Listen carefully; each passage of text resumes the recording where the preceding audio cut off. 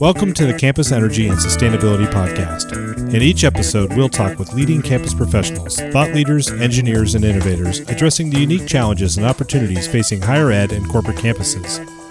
Our discussions will range from energy conservation and efficiency to planning and finance, from building science to social science, from energy systems to food systems. We hope you're ready to learn, share, and ultimately accelerate your institution toward solutions. I'm your host, Dave Karlsgodt. I'm a principal at Fovea, an energy, carbon, and business planning firm.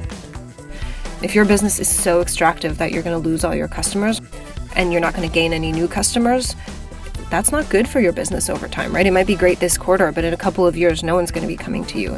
If our ultimate objective is to attract good students who want to be difference makers, change makers in the world, and make this place a better planet, the fact that we are divesting from fossil fuels helps the college go out into the world and shout it out from the mountaintops and attract good students.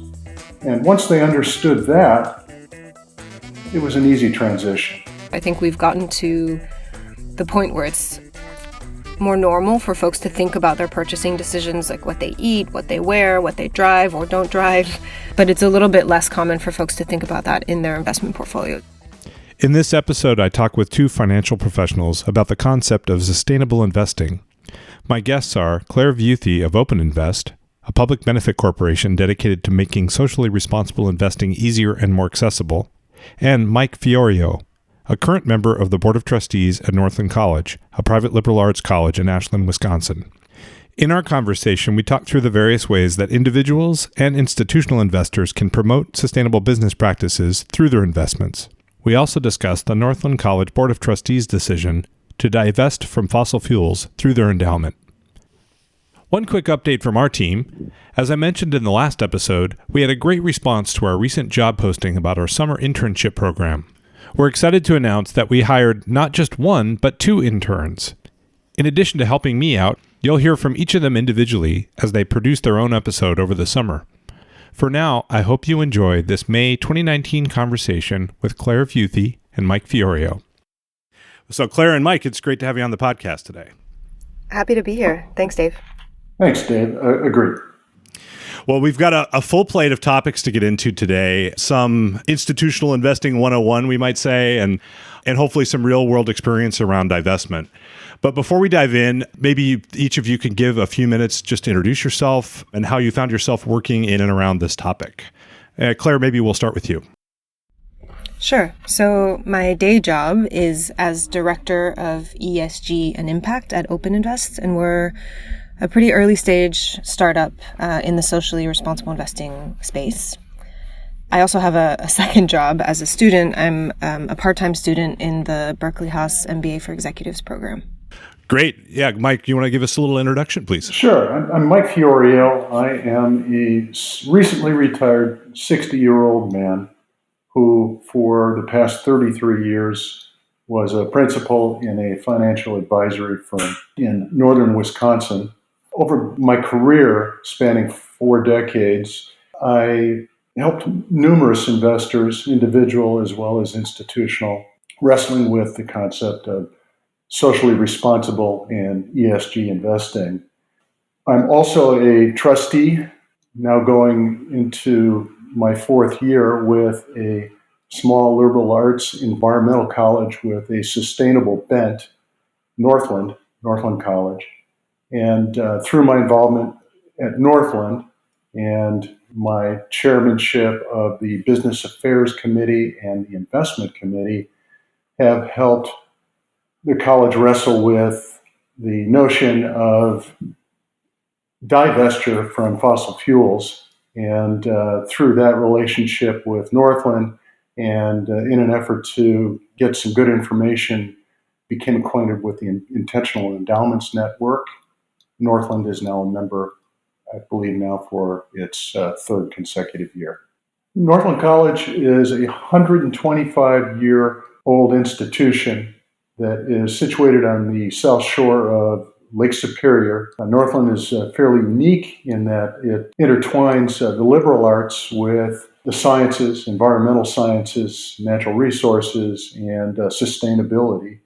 The majority of the students at Northland go there for the natural resources, environmental studies, outdoor education, and sustainability course offerings. So I'd like to start with just some basics. I think most of our listeners know, what a pension is or what an endowment is. So we don't need to get that basic. But I know for most people that have been in and around campuses and they've heard of this divestment campaign led by students or students storming the offices of the president, for example, demanding that the university divest of fossil fuels. But I know there's a lot of passion around this, but there isn't necessarily, from my experience, a lot of deep understanding about how endowments work, how institutional investing works, et cetera.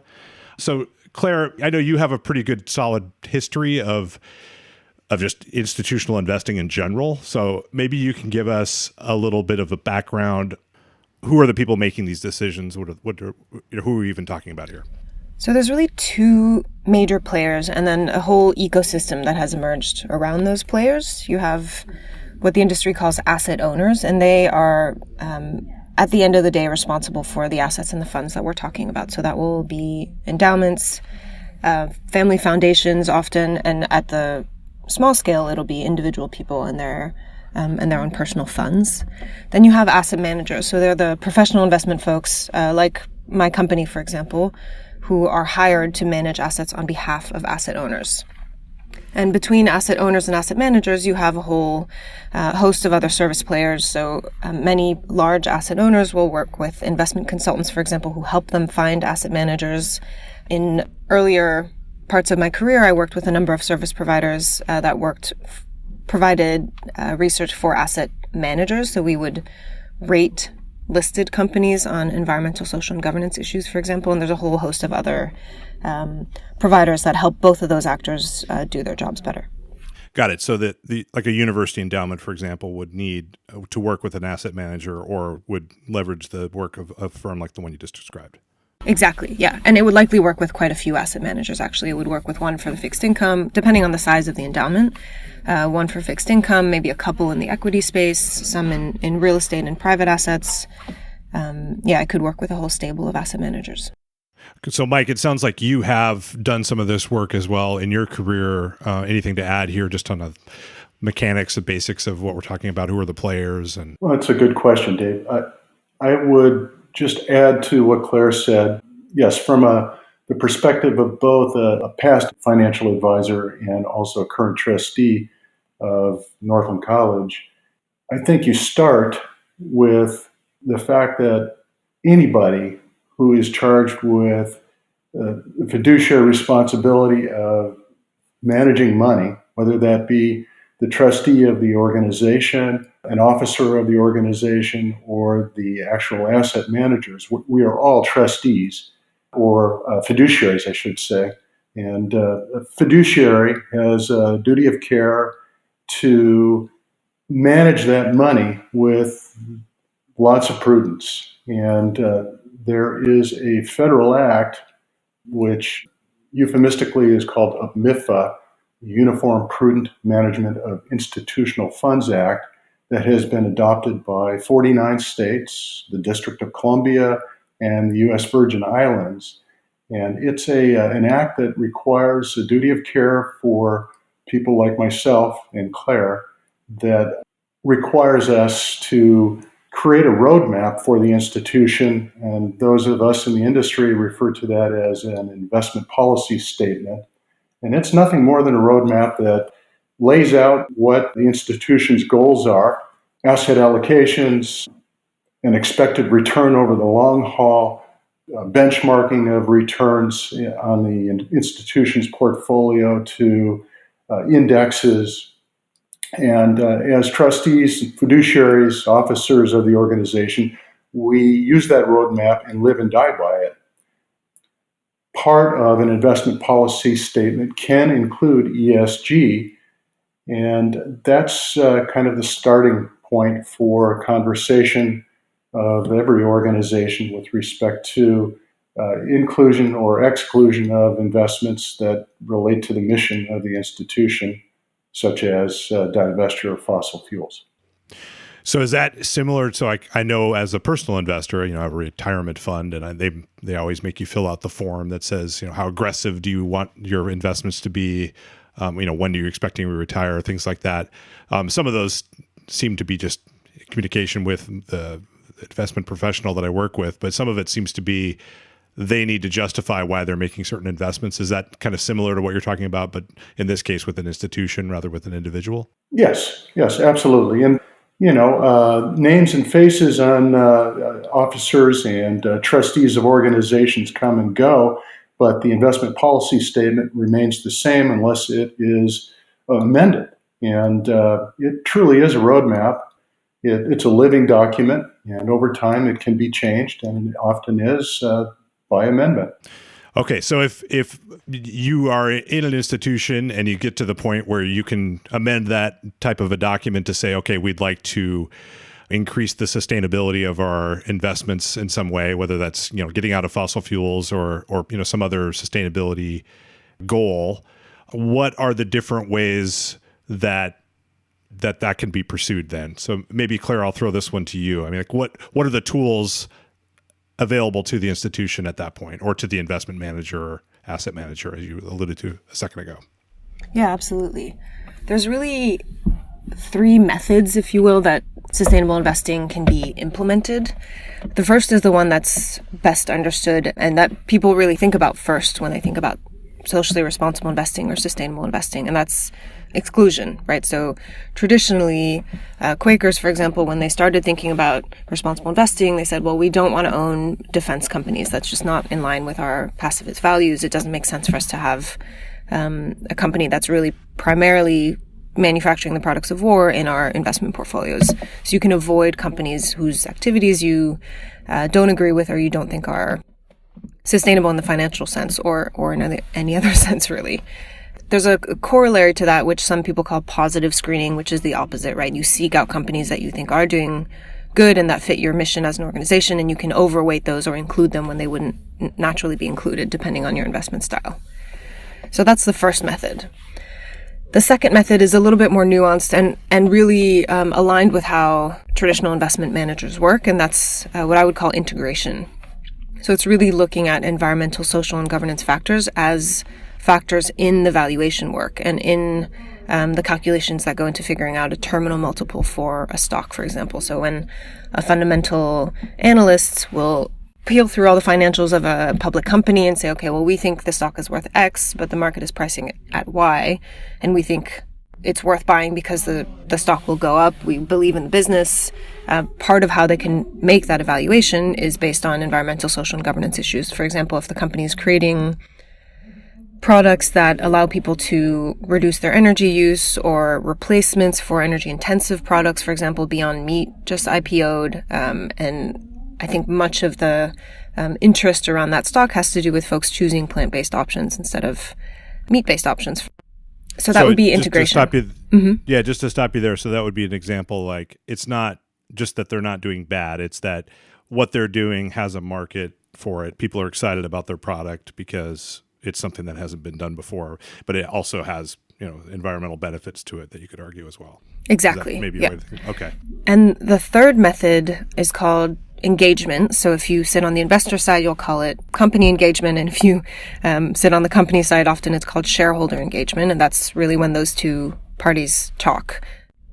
It can be very formal, but it's not a scripted or process that has really formal channels, like proxy voting, for example. It really has to do with developing a trusted relationship. And there's a number of ways to do that, but it's really about a conversation between shareholders and management or representatives of management, with the shareholders often counseling, pressuring, badgering, depending on the conversation, the company to do more or at minimum disclose more about its impact on the environment or on social issues, its plans to manage risk to its business based on climate change, for example, or changing societal norms, things like that. So that would be engagement. That's kind of a third way that investment managers can implement and integrate environmental, social, and governance issues into their investment process. Okay, but that's real humans talking to each other. That's not just people buying or selling the stock. So it's not a market signal. It's real conversations, people sitting down with each other. Yeah, okay. exactly. And when that happens, who's at the table there? I mean, how describe an example of what that looks like in more in a real sense, not in the general sense. Yeah, there's a huge range. I think from the environmental, social, and governance side, the folks who have been really good at this are long-standing asset managers who've really, and they don't necessarily hold a huge piece of the stock.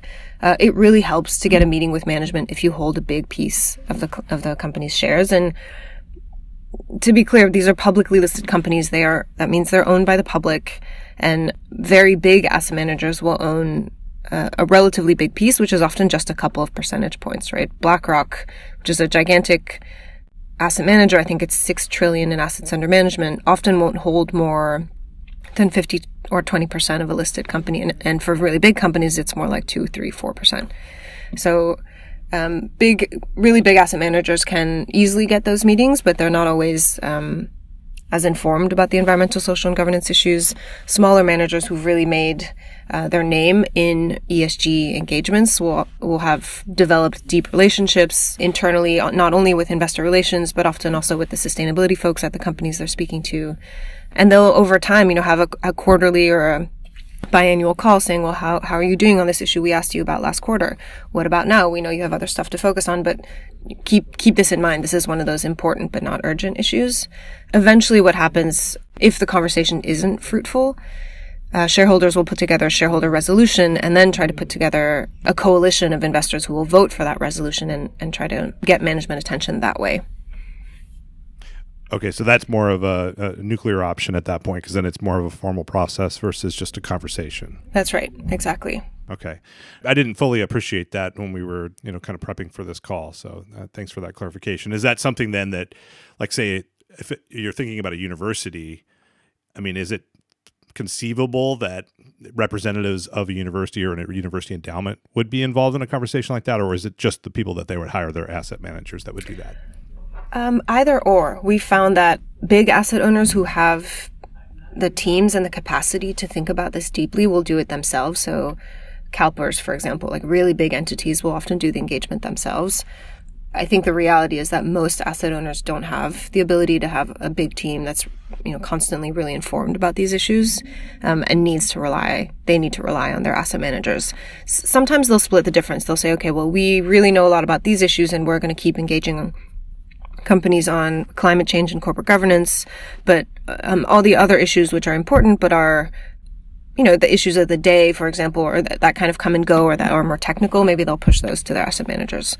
But by and large, I think asset owners should feel free to push their asset managers to engage on their behalf. That's part of the investment process. Yeah, and that you may not know the answer to this. I mean, I assume you don't, since you're not a CEO, but what would be the motivation of the senior leadership of these businesses to take these meetings? Is it because it gives them insight into what their shareholders are thinking, or is it, if it's just a few percentage points, I can't imagine that it's not like they can take control of the company. Talk me through that. What would be the motivation? No, good question. All of the above. And I think the most productive conversations like that I've been part of, generally the CEO gets it. They know that this is an issue for their company, and they generally appreciate that shareholders will flag it. It's not just, oh, those pesky shareholders, we kind of need to do something to make them happy. I think the CEOs that are the most engaged, and frankly where you see the most change in the company, is when they get that it's a long-term issue that they need to think about, and they appreciate the nudge from their shareholders. I was on a call with a couple of years ago, and it's pretty unusual to have a CEO join the call. Often it's an IR, investor relations representative, maybe if you really work it right, the corporate secretary or someone from the board. But in this case, the CEO was there, was really active, really informed, really knew a lot about the issue we were talking about, and really on the same page. And it was just about the kind of information shareholders wanted disclosed about work the board was already doing and the management was already doing. So often, in the best of cases, that's a situation. The board says, look, we already have views on all of this. We just didn't feel the need to make it public because that's a threshold of particular scrutiny that companies tread carefully, which I understand. I think, to your point, CEOs give those shareholders the time of day because they're like, oh, wait, maybe there's something here that we either haven't been thinking about enough, or that is going to get bigger, and we'd like to understand it better before it becomes a resolution in a couple of years' time. Got it. In other words, they may be doing good work and having lots of internal conversations, but making it public is both a lot of work. You have to message it right, but also opens you up to risk in terms of talking about things either, maybe competitive advantage is gone or there's other aspects of that why they wouldn't say those things. But shareholders pushing them it opens the door for others to see, okay, our competitors are doing this, so we should too. Absolutely. Yeah, okay. Exactly. Got it. One thing I forgot to ask you, can you explain what it is that your firm does? I mean, where do you fit in this ecosystem you just described? Yeah, absolutely. So OpenInvest we use all three methods. So the portfolios we put together are designed to track benchmark indices very carefully. So they're really passive investments, but they're customized to individuals and endowments' values, right? So if you're a family foundation really concerned about conservation, then you can make sure that your endowment, in addition, for example, to your programmatic funds, are really aligned with your overall organizational mission. And what we'll do is put together a portfolio that, for example, avoids companies that are the worst on deforestation practices and overweights the companies that are the best. So that would be the positive and negative screening or exclusion and inclusion method that I described first. Because we're a passive shop, actually, we don't use that second tool because we're not building individual valuations for the companies. We really rely on the benchmark index provider to have a view on the weight each company should have in a portfolio, and we use that as our baseline. The third method, and this is really novel, actually, we have a pending patent on this process. We've really distilled down proxy voting so that it's simple and intelligible. Because it's a highly regulated process, it can get quite technical, and it's a little tricky to understand if you're not thinking about corporate governance all day, which most people understandably are not. So what we do is really distill down. They're often, but not always, shareholder resolutions, but anything that needs to be voted on at a company annual meeting that shareholders have the right to vote on. We'll distill the ones that are relevant to sustainability concerns down to a pretty simple question, provide our clients and investors with all the context they need if they want to dig in more deeply, and then allow them to vote on their phones, literally with a swipe, yes or no on a proxy vote on those resolutions. So interesting. I'll take it back. We don't use the second tool, but we do use the investment divestment tool and the shareholder engagement piece of it. Well, two questions there. So one, part of the reason you don't use that second is because I assume you need enough scale or enough, like if you're CalPERS, you have enough scale that you can absorb the administrative costs of taking on that engagement process. Yeah, that's right. Absolutely. We are looking to partnerships, and that's something I'm working on actively, is working with other investors who are like-minded and have similar views on the same issues. And this happens a lot, actually, in this space. Investors will band together, aggregate the weight of the shares that they all collectively own to push a particular point of view. So we are small still on the asset side, but that really hasn't stopped other proponents and other asset managers from really making a difference and really having the ear of some big companies on some important issues that they were conveniently ignoring before. There's actually a great story, a woman named Natasha Lamb, who works at a company called Arjuna Capital, who's led a series of really remarkable campaigns, particularly on gender pay equity over the last couple of years.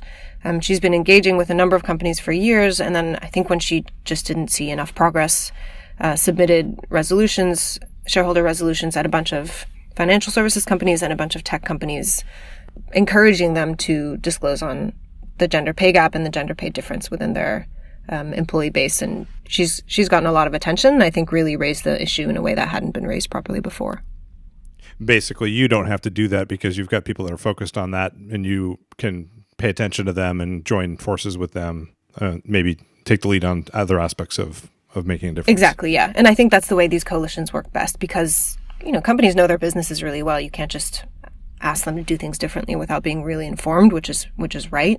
And it's pretty hard for investors who own even just 100 stocks, much less 1,000 different stocks, to be as informed on all the issues as the management representatives they're speaking to. So I think the best way for investor coalitions to work is this divide and conquer approach. Say, okay, well, you, asset manager X, really focus on the climate issues, and we'll really focus on the social issues. We'll make sure that we're in sync, so we agree on the position the other has taken, or we don't join when we don't agree or we have a different take, but it really allows for more traction and better quality discussions, frankly, between shareholders and companies when you have that kind of structure. Okay, that helps. And then back to your proxy, I guess it's like Tinder for proxy voting or something. Yeah, exactly. That sounds like. That's right.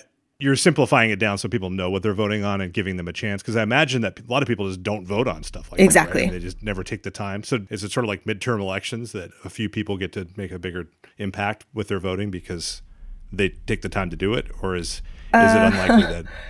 Or is it structured such that the big shareholders have more sway? So it's not structured such, but if you're an asset manager, you need to vote on behalf of your clients, so your asset owner. What happens most of the time is the default position is to vote with management. So you can see how this becomes a little bit of a circus, right? Management puts together the agenda, all the points that need to be voted on. The board says, we recommend you vote X, and most asset managers vote X. They don't even look at what the issue is. They just say the management knows the company best. We're just going to vote X. Got it. But okay. Yeah, sometimes. So there's obviously not a lot of accountability. I have to say getting a shareholder resolution on the ballot is pretty tricky already. There's a whole number of hurdles. You can't just file whatever you want. You need to own a certain number of shares. You need to have owned them for a certain number of years. It can't be considered meddling in the company's business, since that's not the investor's role. It's usually about more information for investors from the company. And then even if a resolution were to pass and get over 50% of the vote, those resolutions are not binding. So and this has happened, unfortunately, management can just choose to ignore the results. It behooves management to take a closer look and say, okay, well, 20% of our shareholder base thinks this is an important question. Maybe we should take a look. It's just not a great look to totally ignore that kind of result when you have a vote like that. But it definitely happens. Got it. Maybe a way of putting it would be a resolution would be effective at getting things like disclosure, like the gender pay gap example you gave a second ago. Not necessarily saying we think you should go into this market or we think you should try this product or something like that. That's management's job. So that's not where the correct. Play. That's okay. Exactly. Yeah, investors generally shouldn't be making that kind of recommendation, but they can ask for more information. That's pretty standard. And you can see how it's a bit of a Trojan horse, right? The idea is make sure if you don't have the data on gender pay gap within your company, you probably should. So please go set up those controls and then report back to us on what the results are. And then, once the report is out there, because it will be made public, the expectation you'd expect a company to do something about it if the numbers are really bad. Of course, they don't have to, but you'd hope that they would. That's part of the point of asking for more information, is then acting on it. Well, it's interesting to hear you describe it from your perspective. As a consultant, we have been getting more inquiries from for-profit companies. Most of our work had traditionally been just higher ed, where there does seem to be a little more of a mission link to the sustainability goals, either being pushed by their students or faculty, as Mike alluded to earlier. But we're starting to see that in some for-profit companies, and largely it is coming from shareholders. So I guess good work, on that front. But turning the conversation back to higher ed, Mike, I guess I would be interested in getting your perspective on those three methods that Claire just laid out. As a trustee or as a board of trustees, how have you interacted with those tools? Well, I would say that in my experience over the past 33 years in the industry as an advisor, and now in the last 3 as a trustee, it's been an evolution. Early on, there were a few money management investment companies out there that did socially responsible investing. Internally, they were charging quite a bit of money for what they did. And now over the decades, things have come along, and it really isn't rocket science anymore. Institutions and individuals can invest money in a plethora of investment products that are sliced and diced to meet consumer demands. And it can be anything from, plain vanilla mutual funds to exchange traded funds to separately managed accounts that will screen out specific industries, companies, or search out companies that leave no no mark on the planet with respect to carbon or you name it.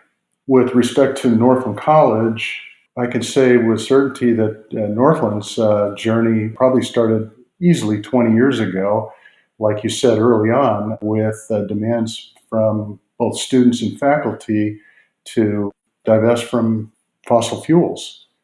The likes of AOC and young people in general who aren't afraid of the establishment, they're leading the charge and demanding change.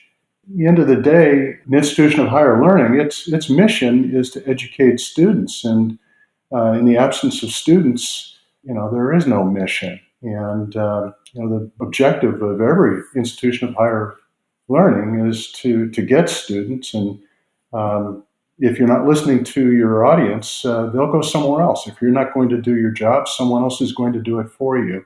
So, maybe this is a good segue into processes, but the process by which Northland ultimately went from essentially no holds barred. Our objective is to earn as much money as we are fiduciarily capable with the least amount of risk, to doing that with some attention to the planet.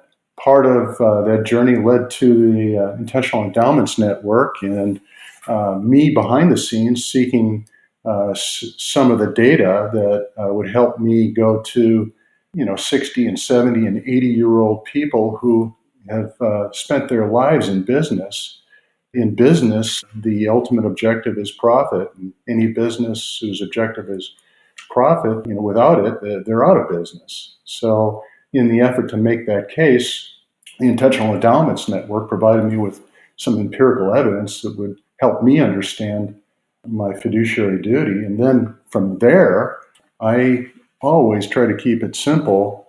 Frank Luntz, who is a marketing guru in the car industry and now with the Republican Party, says that it's not what you say, it's what they hear.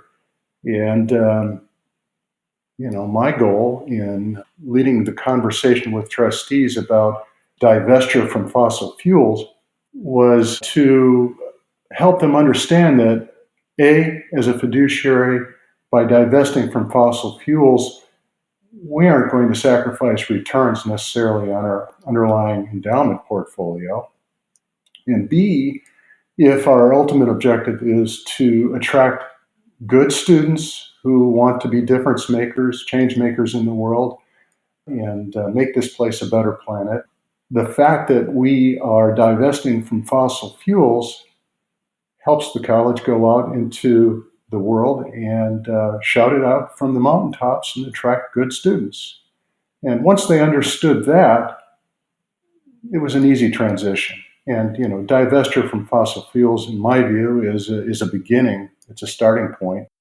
Well, let's get into the specific process of this a little bit. Maybe, Mike, you could speak specifically to what did you guys actually do? Like, how did you actually get fossil fuels out of your investments? Or is that an ongoing process? What did you actually go through? You had these conversations. At what point did you pull a trigger on a policy change or a process, or, when did money start flowing from one account to another? Well, it was, like I say, this process, I think, started 20 years ago. And, I came in as a trustee, I would say maybe a year into a conversation. Trustees collectively meet at our institution just 4 times a year, quarterly. And it took, I would say, 2 years to go from starting the conversation, myself that is, to having the conversation I just had with you about, it's not about sacrificing returns necessarily, but it is about doing what's right, being consistent with our mission. We do those things. The rest of the challenges of attracting good students, we're going in the right direction. After tabling the divestiture of fossil fuels from our endowment over the course of several quarters, finally, they got it. They understood. From a business person's perspective, climate change, Frank Luntz is the one that coined the term climate change. He said global warming is not a warm and fuzzy, but climate change can be palatable. And that goes to, it's not what you say, it's what they hear. If you start conversations with, if we don't start changing our ways, the planet is going to spin out of control and we're all dead meat. You have to begin with maybe some of those ideas, but what about those ideas and how can we change them while at the same time not affecting our bottom line on the endowment, but our bottom line in terms of attracting more and better students is a good conversation to have. And that's when they understood that we could do this. And then it was tabled for one more quarter, and we came in with a motion, a resolution that said, we're going to do this, we're going to divest, we'll give ourselves up to 5 years to make it happen. The wheels are in motion. Our investment manager is essentially, we're in private, separately managed accounts, and we're screening out the fossil fuels. Again, that's a starting place, and I can see going forward into the future, maybe not only screening out fossil fuels, but attempting to start to look at, carbon footprints of companies and even beyond that. And again, it's not rocket science. There's 1,000,001 ways of easily doing these things, and in terms of costs, which are part of and parcel of a fiduciary's responsibility to keep them low, costs are compressing all the time, and it's very competitive. Yeah. So let me just summarize what I've heard then. So first and foremost, it was expensive initially because nobody really knew how to do it, and it was basically a boutique service offering at that point, but the costs have come down. The second part was the conversation with the rest of the trustees really had to focus on how does this help us be better trustees and be better stewards of the money that we're being trustees of, promoting the mission of the institution and things like that. Maybe with the backdrop of climate change, but certainly not we're going to save the world through our dollar investment. It's really more about we're going to make a great university because we're investing in a smart way. Is that a fair way to summarize it? Yes, it would be. The only other thing I would add is your best friends in affecting these changes are your faculty and your students. And that's where change comes from ultimately, that they're pushing. I'm thankful for that. Got it. You don't have lots of quippy sayings on T-shirts in the Board of Trustees meetings. Most people are pretty buttoned up, it sounds like. Yes. Okay. Claire, maybe you go ahead. I just want to jump on a point that Mike made earlier. I think asset managers and asset owners actually have a duty of care as a fiduciary duty to maximize shareholder value. And that has increasingly or over time really been interpreted as maximizing the stock price. But you can see how value isn't only and exclusively encompassed by the stock price. There's lots of other components. And lots of investors and other folks will tell you it's not the only thing they care about, right? They want the business done right. They want it to be sustainable, again, in the traditional financial sense. If your business is so extractive that you're going to lose all your customers and you're not going to gain any new customers, that's not good for your business over time, right? It might be great this quarter, but in a couple of years, no one's going to be coming to you. And I think that's a pretty easy concept to understand, even if you're only focused on returns. So I just want to be a little bit cautious about this idea of fiduciary duty. It's super important, but we can be a bit quick to rush to the idea that it's just about maximizing the share price and not a slightly more holistic understanding of what value means. Yeah, fair enough. I mean, there's both short-term value, long-term value, but there's also societal value, and that's starting to become, I mean, those are intertwined, right? Or another way I've heard that put is if we really do see massive impacts from climate change, then the economy itself is at risk. It's not about we have to choose between one or the other. It's just that there is no economy at a certain point if it gets too bad. Exactly. There's no business on a dead planet. Fair enough. That's a good way to say it.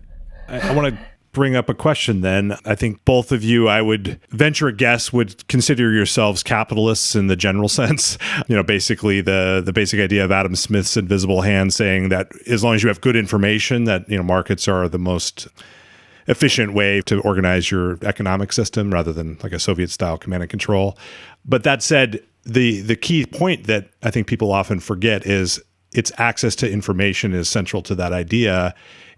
I'm curious how much access there is to this information. I know that, like I mentioned earlier, there are companies coming to us now and saying, hey, we need to get this information out there to the world for people to look at.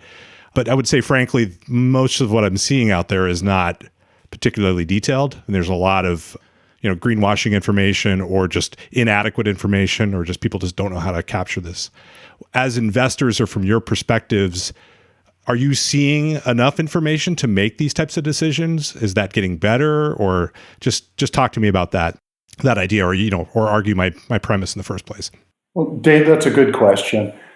There's a lot of information out there. I would start by mentioning a study I read, and I'm thinking it's maybe 5 or 6 years old now, that was done by Merrill Lynch.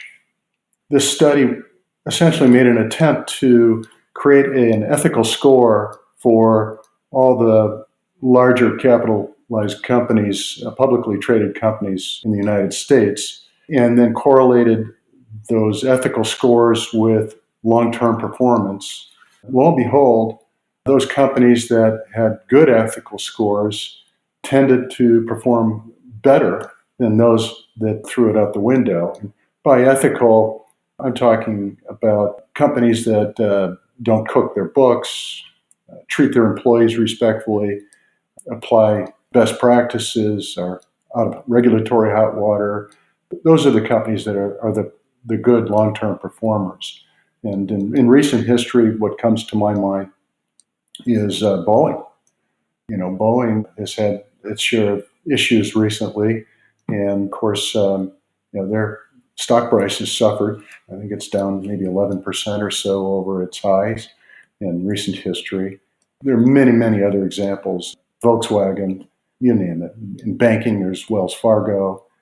I think there's plenty of information that will give investors and investment companies enough information to make reasonably good choices on who gets into the portfolio and who doesn't. So Claire, same question to you. So how does your firm, for example, help your clients separate the greenwashing from actionable information? So let me take a step back and just talk a little bit about sustainability reporting. Sustainability reporting isn't regulated, or very lightly so, which means that companies essentially disclose what they want, when they want, and how they want. And as you can imagine, they largely disclose what makes them look good, when it makes them look good, when it's convenient, they're not putting out other fires. This makes it really hard for investors to compare that information between companies, which really is how investors make decisions, right? They say, okay, well, we want exposure to the financial sector. We're looking at consumer finance. Let's look at these 4 companies that have relatively similar business models. But I can't compare them on this one issue because they all one of them discloses things on a 2-year cycle, and the other set targets 4 years ago but hasn't updated anything or told us how they've done on their targets. And the last one doesn't disclose anything. So it makes it really hard to really make an informed decision based on that kind of data.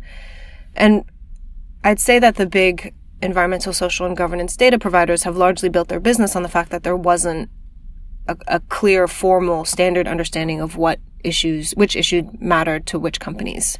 I'll just put a little plug in here for an organization called SASB, which is the Sustainability Accounting Standards Board. And they really jumped into this yawning gap that existed, I think back in 2011, which is when the organization was formed, and modeled themselves after the FASB to say, all right, well, investors say they care about these issues, but companies aren't disclosing them well. Companies say none of our investors care, or if they do, they're all asking for different things and we can't disclose everything. Please be more directive or more specific about the information you want to see. Issue matter experts and other stakeholders are generally disappointed with the quality of disclosure, or companies are putting out really beautiful reports that aren't made for investors. They're made for their community, maybe their regulator. Often they're made for their employees. And they're more story-based than data-based, which again is an investor would want to see data, and stories are great, but only to inform and give a little color on the data.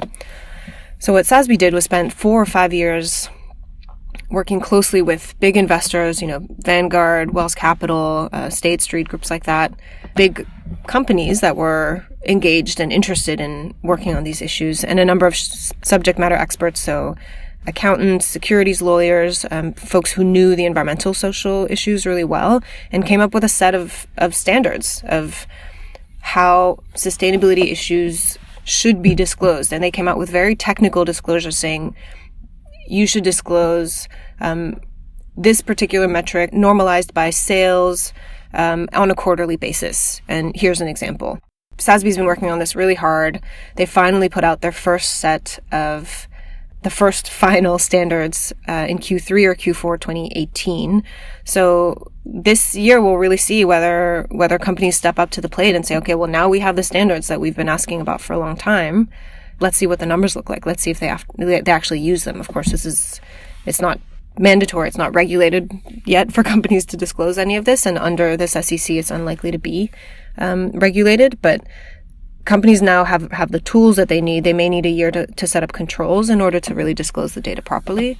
But I think 2020 will be really interesting to see which companies actually use the tools that have now been created for them to disclose sustainability. There's a lot of parallels to the higher ed world. A lot of the reporting there has also been a challenge. I mean, a lot of our work tends to be just cleaning up the reporting data so that we can start talking about what to do about it. There's a lot of just filling in the gaps. But so it sounds like it's getting better. And could we expect that from every level of company, or is it just the large companies that will be able to disclose that information? What can we expect? So I've been lucky to work in a couple of regions around the world. I was based in Singapore for a couple of years and in Amsterdam, Switzerland. And I'd say there's definitely a regional bent. So by and large, Western Europe is very good at this kind of disclosure. And I think it's at least in part because big investors there have been pushing for it for longer. The US is picking up, especially the really big companies. But really the defining factor of which companies do a good job disclosing environmental, social, and governance issues are which companies compete at a global level. So you'll have companies like Wipro in India or Taiwan Semi based in Taiwan. So companies firmly based in emerging markets, but they compete again at a global scale, and they know that their clients, to some extent their suppliers, and certainly their investors are interested in these issues. So to answer your question, it's mostly larger companies, though increasingly we're seeing it go down the market cap, and smaller companies are kind of getting the picture and realize that they need to have somewhat better answers. To be fair to small companies, often they're already doing some work on this side. They just don't disclose it publicly. So maybe they're new to being listed, or smaller companies just get less scrutiny because they're not generally as widely owned as really big companies. But most of them are sort of getting the memo and realizing that they need to be a little bit more public about what they do on the environmental and social side. Yeah, and I guess we're talking about publicly traded companies here, not necessarily just companies in general, because a private company doesn't have to do any of this if they don't want to, right? I mean, there's no... Very little. Yeah. That's right. Yeah, that's right. Though, again, you'll have some great private companies that will disclose, but that's strictly because they choose to, not because they're required to. Got it. Okay. All right. So after hearing about all of the tools and mechanics of this, how big of a stick do I really have as an investor? It sounds like there are different ways I can engage, but I guess coming back to an institutional investor, so somebody that's involved with like Mike is with as a board of trustee, how big of an impact or how big of a stick do I have? My take on this is that we live in an economic democracy. And by that, I mean both how we spend our money collectively and how we invest our money speaks to what we're talking about today. And well, perhaps individually as individual investors or institutions, we don't have a ton of clout. Collectively, we do. And in this day and age, with the advent of Facebook and social media, you can get lots of people on the same page at the same time and witness various commentators on various networks losing advertisers because of what they've said. The same holds true in investing. Every day, what we spend our money on and what we invest our money in ultimately has an effect on the direction of what's important to we, the people. So in other words, from a public relations perspective, there's an outsized impact. So if you can get enough people on board saying the same message to the same company, they'll change their ways. Is that a good summary? Absolutely. That's Adam Smith. So Claire, what about logistically? I mean, like if I really want to get a meeting with the CEO and I am involved with the university pension fund or something like that, I mean, how does that work? Because I don't imagine that the person charged with managing the money directly is, having lunch dates with the CEO of a company they're investing in. But how can they engage? What does that look like? There's a couple of interesting ways that an investor can make a difference. And we touched a little bit earlier on shareholder engagement, which I think can be very effective, though to be fair, it's often quite slow. But there are lots of other ways, and I think part of the point we're trying to make at OpenInvest, and something I really firmly believe in personally, is that consumers have a lot of power too, and employees have a lot of power. So if you work for an organization that isn't, really meeting the bar of what you think it should be doing on sustainability, I think you probably have more power than you think. Again, going back to your point of all of us being capitalists, I think what you buy also makes a big difference. And that includes in your investment portfolio. I think we've gotten to the point where it's more normal for folks to think about their purchasing decisions, like what they eat, what they wear, what they drive or don't drive. But it's a little bit less common for folks to think about that in their investment portfolio, even though it might be, one of the biggest parts of their personal net worth or, some of the biggest assets they have. They're often just sitting on the shelf in something really standard instead of a little more oriented to how the individual sees the future and wants to exist. In other words, we spend a lot of time thinking about what kind of straw we do or don't use, but meanwhile, we have most of our net worth tied up in the investments that are really driving the world. I think so, yeah. I think we have more power than we think in that space. And there's, again, part of what OpenInvest is trying to change is activate all of that. Because if you stop someone on the street and ask them, if there were no financial trade-off, would you want your assets invested in line with your values and the way that you see the future and the world that you want to exist? I'd like to think most people would say yes. And we can do that now. It didn't always used to be the case. Many of these products were and continue to be really expensive. But increasingly, and again, a bit of a plug for my employer, but there's other ways to do this. You can get investment products that are standard from a financial point of view and very aligned from an environmental, social, and governance point of view. No, that's good news. Well, let me turn it back to students for a second. I know at a lot of institutions, unlike Northland College, the efforts to pursue divestment in particular have fallen flat. Are there other ways students can get involved? Or, Mike, now that you guys have kind of achieved that, where are your students getting involved? Northland, just recently, with some urging from me, the Northland College faculty and staff and students just started a fund. They call it the Northland College Resiliency Fund.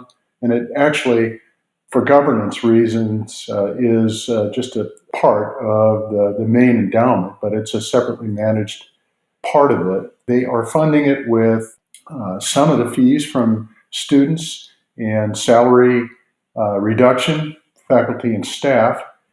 Their goal is to help the college affect change in the world. I'm interested to see how they grapple with the question of making money, attempting to make money so that they can fund their desired goals from the spending of some of the income from the fund with the realities of being a fiduciary and all that goes into that. But I can see this small college and its students and faculty learning about social justice and how they might affect change through shareholder proxy votes. I'm just very curious to see how that works. But, I think they're going to make some noise. And ultimately, through collective wisdom of all kinds of investors and consumers out there, you can affect change. Companies listen. And if you're not doing your job, someone else will do it for you. Okay, well, shifting gears then, if people listening to this, young professionals, are interested in getting into this space, what does this look like for them today? What are different ways they might get involved? And I would say maybe ranging from, the very business-centric side, maybe the investing side, but also from the activism side. What are some of the opportunities for them? Mike, go ahead first, and I'll let Claire fill in. Sure. Just a basic comment first, and then maybe some advice. I have a son who attends a university, and he's in the sciences. But essentially, what we're talking about here is being well-rounded and leaving your options open. While he's a scientist, his minor is in entrepreneurship, and recently had a great conversation with him about a course he took called The Business of Science. And essentially, a liberal arts background never hurt anybody, whether you're a scientist, a mathematician, or what have you. Having the ability to communicate well is never a bad thing. With respect to maybe some advice on making money, saving the world, and I gave my son recently some advice, who is a senior, and it was draw a Venn diagram, 3 circles. In each circle, write a question. The first question is, what do you do best? The second question is, what gives you the most joy? And the third question is, how can you best serve? And where those 3 questions intersect on that Venn diagram is where your career lies. And if you do those things, there's a place for you in this industry if that's your desire and your passion. So if you're interested in sustainable investing as a career, I think there's lots of ways to get into it, right? What I've seen is folks either come in from the environmental, social, and governance side or from the traditional investment side, and they will parlay the experience they have in one or the other to move into this hybrid space.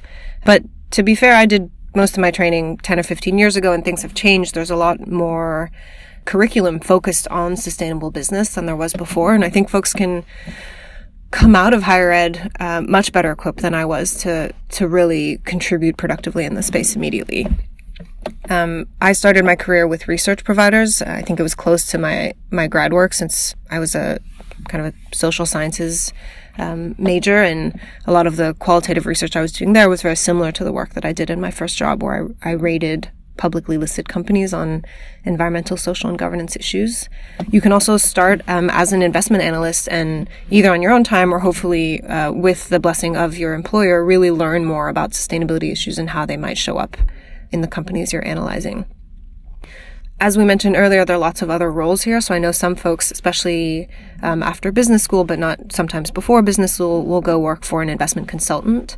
Some, like Cambridge Associates, will work directly with mission-driven organizations and will help them pick asset managers, and that can be a great way to understand the field.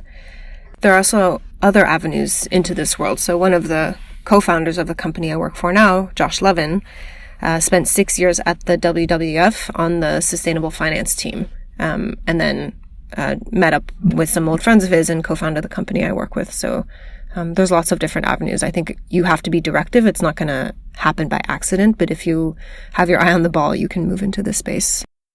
All right. Well, final question just to wrap this up. It sounds like there's a lot of change going on in this space. It sounds like it's come a long ways from where it started. Thinking 10, 20 years out, what's your vision for what this might look like? Mike, you want to give us our first pass at that? Looking in the rearview mirror in my career over the past 30 plus years, I've seen tons of change in this industry. And I see no reason why going forward into the future, the pace of change won't easily equal it or exceed. And I look forward to what might come of it. Great. Claire, last word goes to you. So if we do really well as an industry, if we continue to do well, and frankly, I've seen amazing growth just in the last 10 or 15 years, I think that investing and sustainable investing will essentially be the same thing, at least long-term investing. If you're a day trader or a corporate raider and really thinking very short-term, I'm not sure ESG issues will matter because they often play out a little bit more slowly, though not always. And there's been some pretty notable examples of that. But hopefully, my ambition would be for those two things to be the same, and for environmental, social, and governance issues just to be part of regular investing. Excellent. Well, I want to thank you both for taking the time today and digging through the weeds of some of these conversations, as well as some of the higher level background and perspectives that you both bring. So thank you very much for your time, and thanks for coming on the podcast. Thanks for having us. Thanks for having us, Dave. That's it for this episode. I did want to give a big shout out to the staff of the Intentional Endowments Network that helped connect me with today's guests. You can learn more about IEN at intentionalendowments.org. To learn more about today's episode or any of our shows, you can visit our website at campusenergypodcast.com. You can follow us on Twitter. We are @EnergyPodcast. If you'd like to support this show, please consider leaving a rating or review on iTunes or sending a link to a friend. As always, thanks for listening.